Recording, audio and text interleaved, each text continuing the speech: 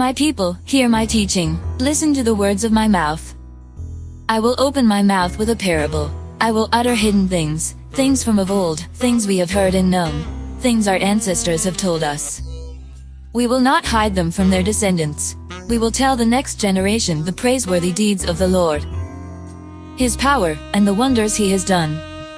He decreed statutes for Jacob and established the law in Israel, which He commanded our ancestors to teach their children, so the next generation would know them, even the children yet to be born, and they in turn would tell their children. They did not keep God's covenant and refused to live by His law. They forgot what He had done.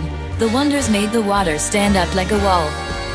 He guided them with the cloud by day and with light from the fire all night. He split the rocks in the wilderness and gave them water as abundant as the seas. He brought streams out of a rocky crag and made water flow down like rivers. But they continued to sin against Him, rebelling in the wilderness against the Most High. They willfully put God to the test by demanding the food they craved. They spoke against God. They said, "Can God really spread a table in the wilderness?"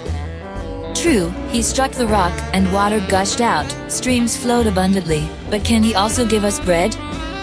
Can He supply meat for His people? When the Lord heard them, He was furious. His fire broke out against Jacob, and His wrath rose against Israel. For they did not believe in God or trust in His deliverance. Yet He gave a command to the skies above and opened the doors of the heavens. He rained down manna for the people to eat. He gave them the grain of heaven. Human beings ate the bread of angels. He sent them all the food they could eat. He let loose the east wind from the heavens and by His power made the south wind blow. He rained meat down on them like dust, birds like sand on the seashore. He made them come down inside their camp, all around their tents. They ate till they were gorged. He had given them what they craved. But before they turned from what they craved, even while the food was still in their mouths, God's anger rose against them. He put to death the sturdiest among them, cutting down the young men of Israel. In spite of all this, they kept on sinning. In spite of His wonders, they did not believe. So He ended their days in futility and their years in terror. Whenever God slew them, they would seek Him. They eagerly turned to Him again. They remembered that God was their rock, that God Most High was their Redeemer. But then they would flatter Him with their mouths, lying to Him with their tongues. Their hearts were not loyal to Him. They were not faithful to His covenant. Yet He was merciful. He forgave their iniquities and did not destroy them. Time after time He restrained His anger and did not stir up His full wrath. He remembered that they were but flesh, a passing breeze that does not return. How often they rebelled against Him in the wilderness and grieved Him in the wasteland. Again and again they put God to the test. They vexed the Holy One of Israel. They did not remember His power, the day He redeemed them from the oppressor, the day He displayed His signs in Egypt, His wonders in the region of Zoan. He turned their river into blood. They could not drink from their streams. He sent swarms of flies that devoured them, and frogs that devastated them. He gave their crops to the grasshopper, their produce to the locust. He destroyed their vines with hail, and their sycamore figs with sleet. He gave over their cattle to the hail, their livestock to bolts of lightning. He unleashed against them His hot anger, His wrath, indignation and hostility, a band of destroying angels. He prepared a path for His anger. He did not spare them from death, but gave them over to the plague. He struck down all the firstborn of Egypt, the firstfruits of manhood, in the tents of Ham. But He brought His people out like a flock. He led them like sheep through the wilderness.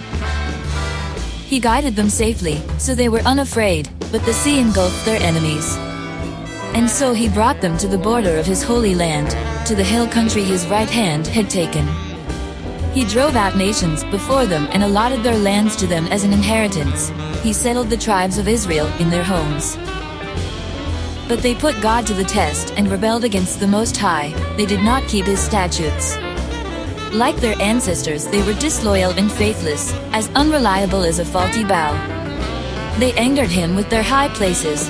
They aroused His jealousy with their idols. When God heard them, He was furious. He rejected Israel completely. He abandoned the tabernacle of Shiloh, the tent he had set up among humans. He sent the ark of his might into captivity, his splendor into the hands of the enemy. He gave his people over to the sword. He was furious with his inheritance. Fire consumed their young men, and their young women had no wedding songs.